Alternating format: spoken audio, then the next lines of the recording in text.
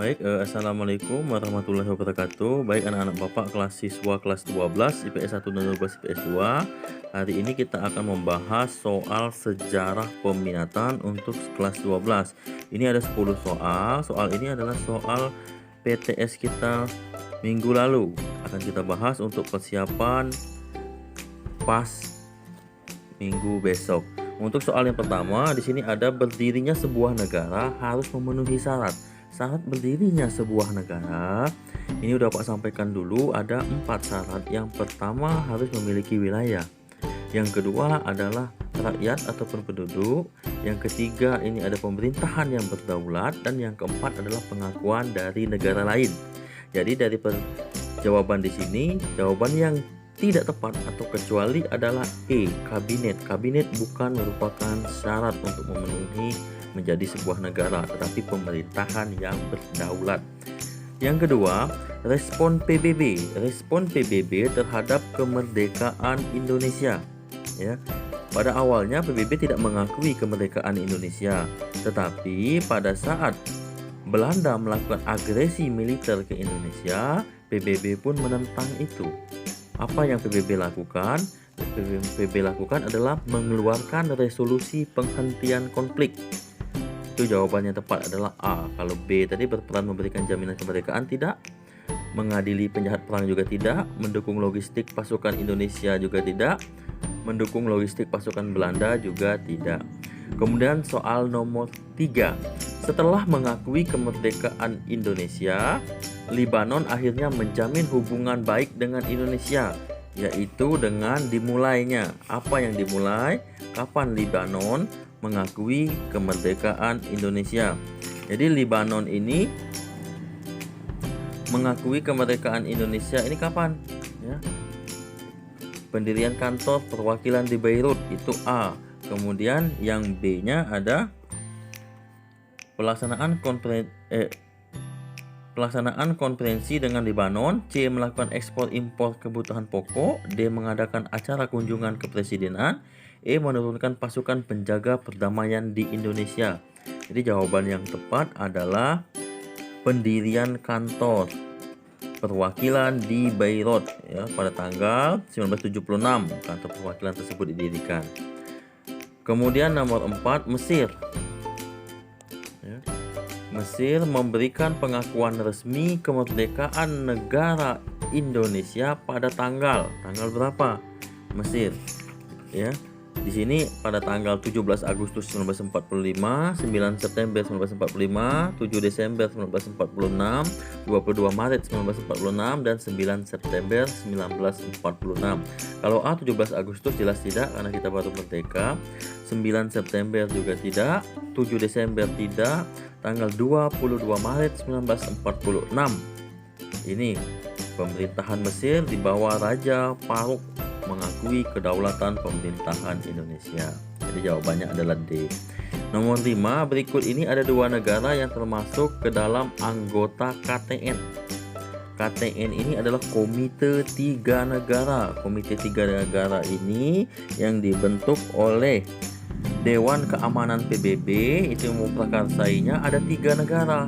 Negara apa saja? Yang pertama adalah Amerika Serikat, ada Australia, dan Belgia. Jadi di sini ada A Amerika dan Belgia, B Amerika dan Prancis tidak, Australia dan Prancis tidak, Belgia dan Belanda tidak, Prancis dan Belanda tidak. Jawaban yang tepat adalah Amerika dan Belgia. Jawabannya adalah A. 6. Perkembangan teknologi abad ke-20 merupakan salah satu pendorong munculnya ada westernisasi, urbanisasi, globalisasi, remonisasi, dan transmigrasi. Jawabannya adalah C, globalisasi. Westernisasi tadi budaya kebarat-baratan. Yang 7, dampak positif dari perkembangan iptek. Di bawah ini dampak positifnya apa saja? Dampak positif perkembangan iptek: A. Memberikan berbagai kemudahan. B. Mempermudah meluasnya berbagai informasi. C. Bertambahnya pengetahuan, benar. D. Bertambahnya wawasan, juga benar. E. Munculnya berbagai kejahatan. Jadi jawabannya adalah E, itu dampak positif kecuali. 8 di bawah ini merupakan dampak negatif dari perkembangan iptek adalah A. Banyaknya kerusakan di bumi, B. Mendapatkan berbagai macam kemudahan, C. Makin cepat mendapatkan informasi, D. Bertambahnya pengetahuan dan wawasan, E. Dapat memanfaatkan media internet. Merupakan dampak negatif perkembangan iptek.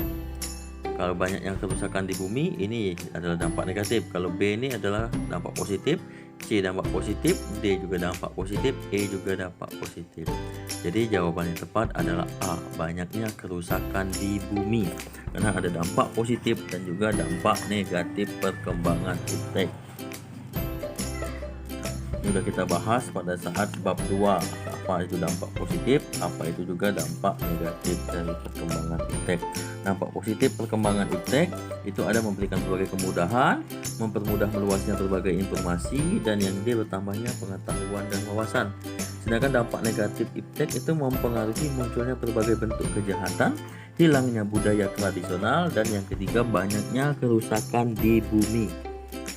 9. Globalisasi atau dalam bahasa Inggris itu globalized atau globe itu berarti apa? A. Masyarakat, B. Merakyat, C. Mendunia, D. Menyerupai, kemudian E itu mengelilingi. Jawabannya adalah mendunia, C.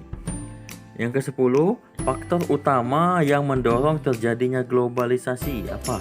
A. Ketahanan sosial, tidak. B. Kondisi politik, juga tidak. C. Kemajuan pendidikan, juga tidak. D. Ketahanan nasional, tidak. E. Perkembangan iptek, ini benar. Jadi perkembangan iptek ini akan mempengaruhi ataupun mendorong terjadinya globalisasi. Sampai di sini dulu untuk 10 soal.